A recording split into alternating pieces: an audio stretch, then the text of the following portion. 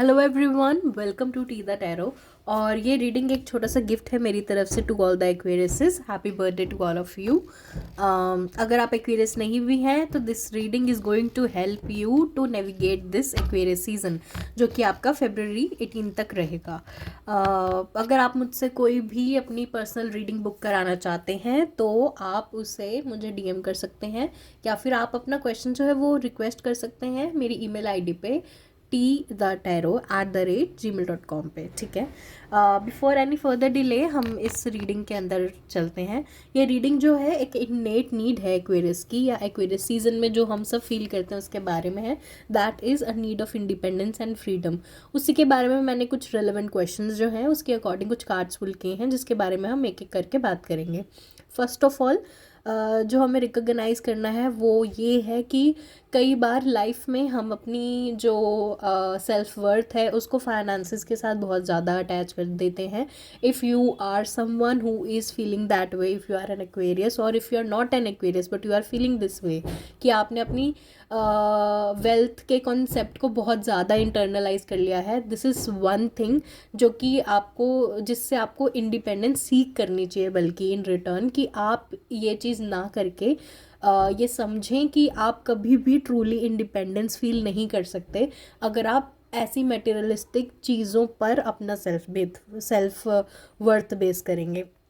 दूसरी चीज़, दूसरा क्वेश्चन मेरा ये था कि आप कौन सी चीज़ है जो आपको बहुत ज़्यादा होल्ड बैक करती है और आप उसको रियलाइजिंग मतलब सबकॉन्शियसली करते हो, बट आप समझ नहीं पाते कि ये मैं कर रहा हूँ या कर रही हूँ। बट आप इन दैट एनर्जी आप हमेशा अपने आप को सेल्फ सेबोटाज करते हो। So the thing that holds you back is your tendency to keep things secret. So secrecy जो है आपकी लाइफ में, टू क्रिएट द मिस्टीरियसनेस, और whether to protect yourself, to hide your feelings, और to to ensure that you are succeeding. अगर आप ये सब कर रहे हो then this is one thing जो कि आपको समझना पड़ेगा is holding you back. As a 7 of Swords, जिसके अंदर फॉक्स जो है अपने नीचे ये स्वॉर्ड छुपा रही है, इट क्लियरली डिक्टेट्स कि आप अपनी फीलिंग्स को हाइड कर रहे हो, अपने थॉट्स को हाइड कर रहे हो, जो कि इन रिटर्न आपको एक सेल्फ इंटरेस्टेड ह्यूमन अपीयर कराता है, which is not very healthy approach और not very healthy to any dynamic in to any relation. तो अगर ये टेंडेंसी है आपकी, और irrespective of the fact you are trying to protect the other person और योर सेल्फ, ऐसे में आप अपने लिए कुछ अच्छे हेल्दी ट्रेट्स जो है या अच्छे हेल्दी डायनामिक्स नहीं कल्केट कर रहे हो। सो अगर आप इस टेंडेंसी को छोड़ते हो अपनी लाइफ में तो यू विल रियलाइज़ कि आपने अपने आप को सेल्फ सबटाज करना या होल्ड बैक करना बंद कर दिया है। एक तरीका है जिससे आप अपनी लाइफ को बेटर कर सकते हो, वो हमेशा रहेगा टू हैव अ डायरेक्शन और अ पर्पस इन लाइफ। क्योंकि Aquarius live their life on a faith. तो अगर उनका फेथ कहीं पे भी शेकी होता है या पर्पस नहीं होता है, अगर वो पर्पसलेस फील करते हैं तो वो बहुत ज़्यादा स्ट्रगल करते हैं लाइफ में।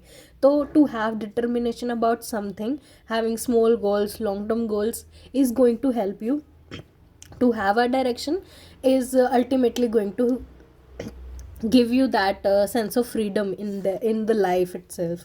um, Fourth thing that is very important, it's about the relationship or relationship dynamics of itself or the balance within. अगर आपको ट्रूली अपनी एनर्जी में बैलेंस अटेन करना है तो आपको ये समझना पड़ेगा कि you do desire a union. Ultimately every one desires a union, everyone needs joy in their life. तो you need to create such instances in your life जहाँ पे आप एक यूनियन में हो, आप जॉयस फील कर रहे हो, आप एक हॉबी जो है वो आपके पास है जिसमें आप अच्छा फील करते हो। तो ये बहुत इम्पॉर्टेंट चीज़ है। अगर आप अवॉइड करना चाहते हो कोई भी प्रेशर आपकी लाइफ में है तो आपका जो फोकस है वो रीडायरेक्ट होना चाहिए आपके जॉय पे डायरेक्टली।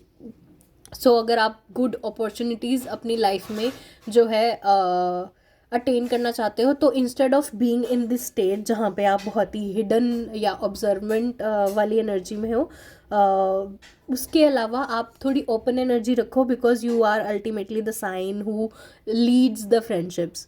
तो इन दैट सेंस आप अपना इमोशनल प्रेशर रिलीज कर सकते हो to be in your joy state, to be once you are very open towards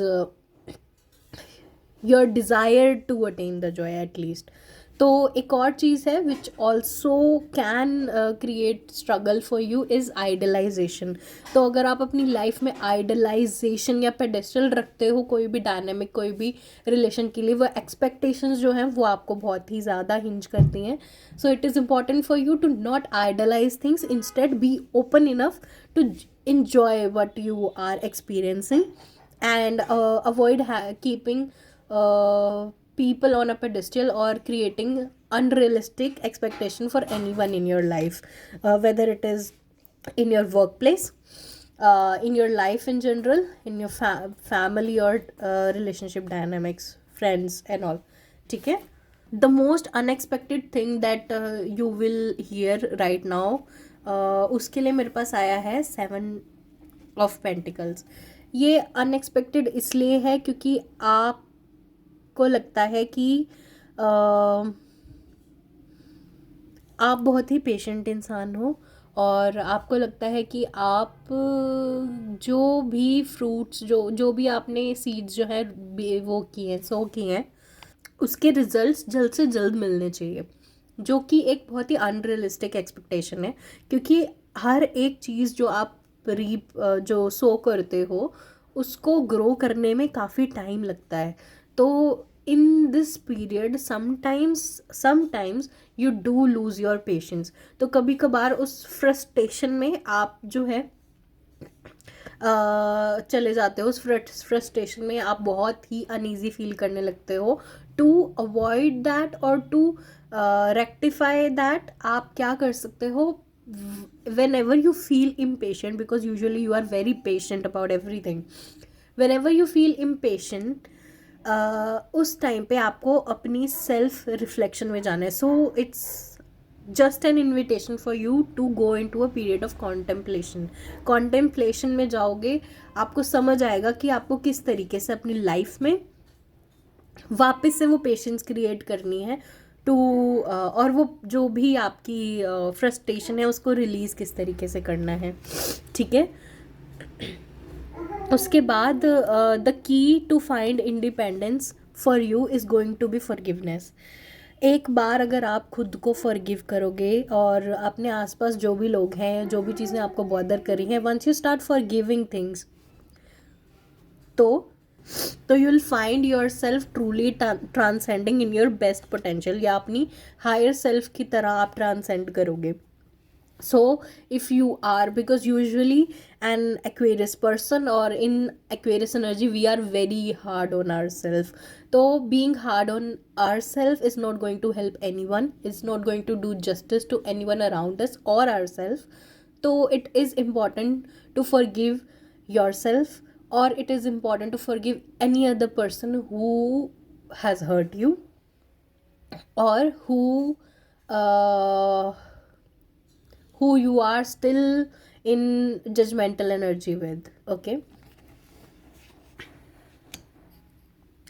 And once you do all of this, the ideal outcome जो आपको लगता है ना कि मुझे जो मतलब ये चीज़ हो जाए ना मुझसे तो सब कुछ सही हो जाएगा, वो आपको लगता है कि मैं चीज़ों के कंट्रोल में आ जाऊँ, या आपको लगता है आइडियल आउटकम यही है कि मेरे हाथ में सारी चीज़ें हों और मैं बहुत ही कंट्रोल कर पाऊँ उस चीज़ों को, मैं अपने इमोशंस को कंट्रोल कर पाऊँ, मैं अपने एडिक्शन को कंट्रोल कर पाऊँ, और जो भी नेगेटिविटी है वो भी मेरे कंट्रोल में हो, हर एक तरीके से चीज़ें मेरे कंट्रोल में हो. This is what you think is the ideal outcome कि मुझे ये अटेन कर रहा है, but that's not the outcome. Is your actual outcome जिसके ऊपर आपको एम करना चाहिए वो होता है to release yourself from the misery.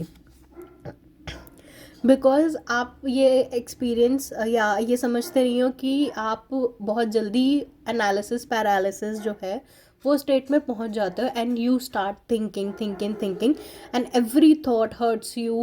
मतलब you before the actual hurt you hurt yourself in all the possible ways, तो कि ताकि आपको वर्स्ट केस सिनेरियो समझ आ जाए और आप उस चीज़ को फिर एक्सपीरियंस करो. But the ideal outcome for you is to end the misery. आपका मेन फोकस यहाँ पे कभी वेल्थ नहीं था जो आपको लगता है, आपका मेन फोकस रिलेशनशिप में नहीं, रिलेशनशिप में इंडिपेंडेंस या फ्रीडम फील करने का वो कभी अचीव नहीं होगा, because it's a two way street. अगर आप ट्रूली अपनी लाइफ में इंडिपेंडेंस और फ्रीडम एक्सपीरियंस करना चाहते हो तो you yourself need to bring yourself out of the misery, out of the state where you are over analyzing everything.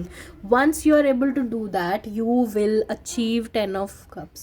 यानी कि आपको कंटेंटमेंट तभी फील होगी जब आप ये समझ जाओ कि there are a lot of things, there are these tendencies जो स्पेसिफिकली मैंने यहाँ मेंशन करी हैं, इन सब पे अगर मैं काम करूँगा तो I will be able to feel good about stuff.